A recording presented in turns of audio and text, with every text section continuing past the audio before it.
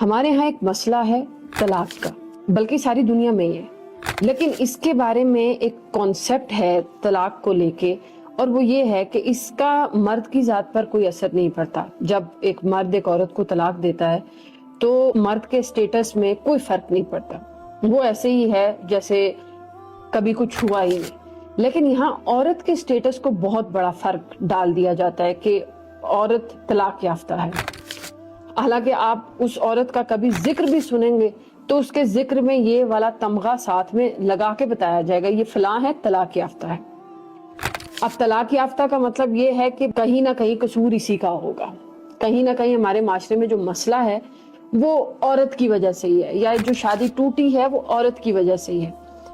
یہاں پر کچھ چیزیں ضروری ہیں جن کو عورت بھی سمجھے اور جن کو مرد بھی سمجھے۔ پہلی بات تو یہ ہے کہ اس مسئلے کی وجہ سے معاشرے کے اندر ایک ایسا بگاڑ پیدا ہوتا ہے جس میں عورت کی تذلیل ہوتی ہے، اور میں نے کئی بار کہا ہے اور میں ریپیٹڈلی بولتی ہوں، اور جو عقل مند لوگ ہیں وہ یہ بات سمجھ بھی سکتے ہیں کہ عورت کی بات میں بار بار کیوں کرتی ہوں، کہ آپ جب تک اپنے معاشرے کی عورت کو عزت، شعور، تعلیم نہیں دیں گے نا، آپ کی نسلوں میں یہ چیز نہیں آئے گی۔ اگر آپ کو یہ لگتا ہے نا کہ آپ نے ایک عورت کو طلاق دے دی، آپ نے اس کی زندگی خراب کر دی یا آپ نے اس کو برباد کر دیا، تو اس سے کوئی فائدہ پہنچے گا؟ کوئی فائدہ نہیں پہنچے گا۔